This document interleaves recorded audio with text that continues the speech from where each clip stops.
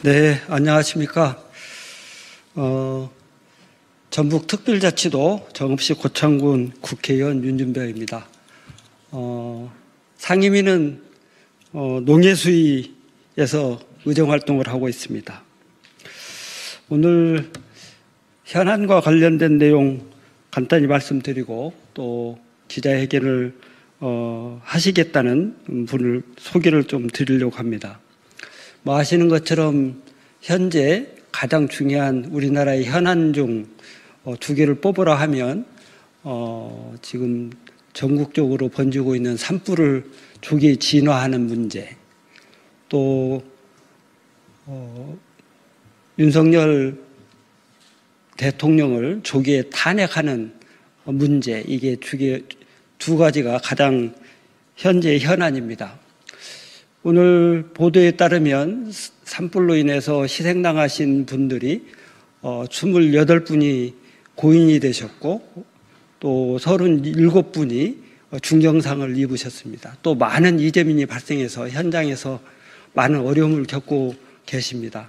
조기에 진화해서 일상생활로 이렇게 복귀할 수 있도록 모든 행정력을 총집결해야 된다고 생각하고 있고요. 저희 농해수의 위원들도 그런 내용들이 조기에 실현될 수 있도록 최선을 다하고 있다, 이렇게 말씀을 드립니다.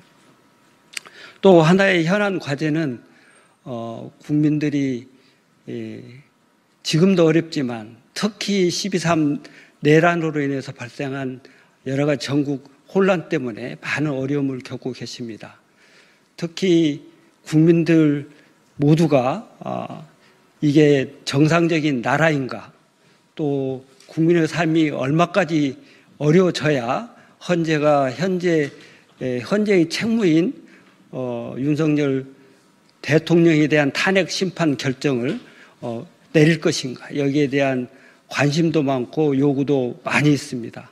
국민 각자가 가장 관심 있게 보고 있는 현안 중에 하나가 윤석열 대통령의 탄핵 심판 결정, 또 탄핵을 통한 파면 선고가 조기에 이루어지기를 바라고 있다, 이렇게 생각합니다. 오늘 그런 측면에서 국민들의 다양한 목소리가 있지만 그중에 청소년으로서 가지고 있는 생각을 국민들께 또 언론인 여러분께 전달해 드리고 싶다는 제안이 있어서 이 자리를 빌어서 소개를 해 드리고자 합니다. 오늘 기자회견을 하시고자 하는 분은 전주에 있습니다. 전북 전주고 1학년인 양용준 학생입니다. 기자회견문 낭독이 있겠습니다. 네, 전주고등학교 1학년 양용준입니다. 지금부터 기자회견을 시작하도록 하겠습니다. 존경하는 국민 여러분, 그리고 언론인 여러분, 저는 오늘 대한민국의 한 청소년으로서, 그리고 대한민국의 미래를 고민하는 국민의 한 사람으로서 이 자리에 섰습니다. 저의 목소리가 작은 것처럼 느껴질지도 모르겠습니다. 저는 중학교 1학년 때부터 지금까지 대한민국을 지배해온 정치적 풍경을 지켜보았습니다. 그때부터 저는 질문을 던졌습니다.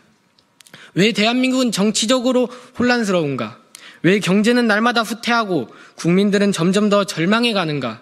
이 모든 것은 윤석열 정부가 출범하면서부터 더욱 선명해졌습니다. 이 정부가 시작되면서부터 우리는 모든 분야에서 엄청난 피해를 보았고 국가적 손실이 일어났습니다. 그리고 무엇보다 대한민국의 위상은 전 세계적으로 더욱 추락했습니다. 국민은 고통받고 있습니다. 윤석열 대통령이 취임한 이후 대한민국의 국민들은 그 어느 때보다 큰 고통을 겪었습니다. 저는 그 고통을 중학교 1학년 때부터 현재까지 눈앞에서 지켜보았습니다. 물가는 치솟고 서민들은 고통을 느끼고 있습니다. 물가는 그저 오르는 것이 아니라 국민들이 체감하는 물가 상승률은 이미 감당할 수 없는 수준에 다다랐습니다. 제가 기억하는 바로 윤석열 정부가 출범한 뒤 부모님은 매일같이 물가 상승으로 고통을 호소하셨습니다. 마트에서 장을 볼 때마다 점점 지갑을 열기 어려워졌고 일상생활에서 경제적인 압박을 느끼는 것은 이제 모든 가정의 현실이 되었습니다. 저의 친구들, 저와 같은 또래의 학생들은 부모님의 고통을 보며 자신의 미래를 그리기가 더욱 어려워졌습니다.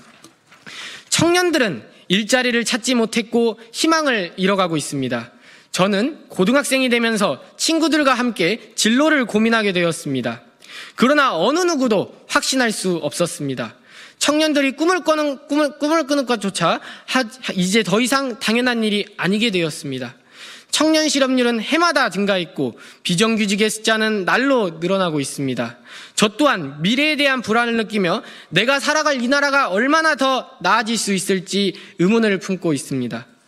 윤석열 정부가 출범하면서 대한민국은 단순히 경제적 위기를 넘어서 국가적으로 큰 손실을 입었습니다. 우리가 국제적으로 인정받던 국가로서의 위상은 급격히 하락했습니다.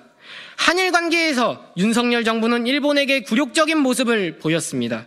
과거사 문제를 해결하기 위한 진지한 노력은 보이지 않았고 대한민국의 자존심은 매번 짓밟혔습니다. 또한 한미동맹은 중요하지만 우리나라의 독립적인 외교정책을 세우는 것이 우선시되어야 했습니다. 그러나 윤석열 정부는 미국의 입장에만 맞추는 외교를 하며 대한민국의 외교적 독립성을 포기한 모습을 보였습니다. 국제적으로 대한민국의 경제적 신뢰도는 더욱 추락했습니다. 윤석열 정부는 대내외적으로 국제사회에서 리더십을 발휘하기보다는 오히려 경제적 혼란과 외교적 고립을 자초했습니다. 중요한 경제 협약에서 대한민국의 입지가 축소되었고 글로벌 경제 흐름 속에서 대한민국은 뒤처졌습니다. 우리나라가 경제적으로 성장하던 시절 우리는 많은 나라들의 신뢰를 받으며 선도적인 역할을 했습니다. 그러나 지금 윤석열 정부 하에서 대한민국은 그 신뢰를 잃었고 국제적인 무대에서의 위상은 눈에 띄게 떨어졌습니다. 윤석열 정부는 민주주의와 법치주의를 후퇴시켰습니다.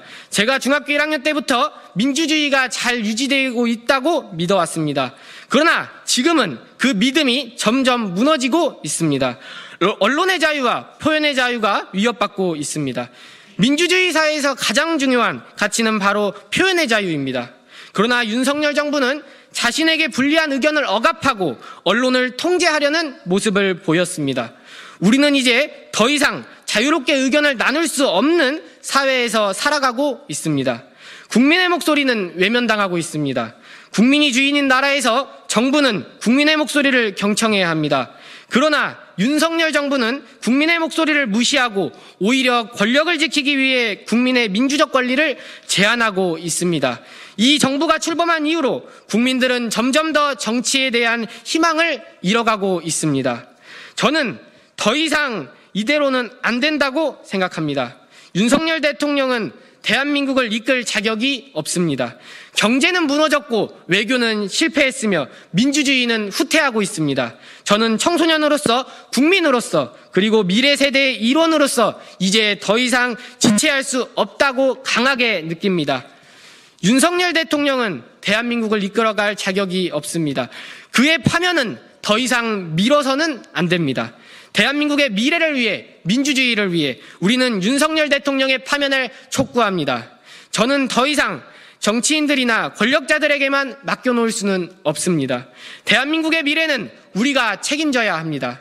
윤석열 대통령의 파면이 늦어지면 그만큼 우리는 고통받을 것이며 우리의 국가적 위상은 계속해서 추락할 것입니다. 우리는 더 이상 기다릴 수 없습니다. 윤석열 대통령의 파면은 대한민국의 미래를 지키는 첫걸음이 될 것입니다. 감사합니다. 네, 이상으로 기자회견을 마치겠습니다. 감사합니다.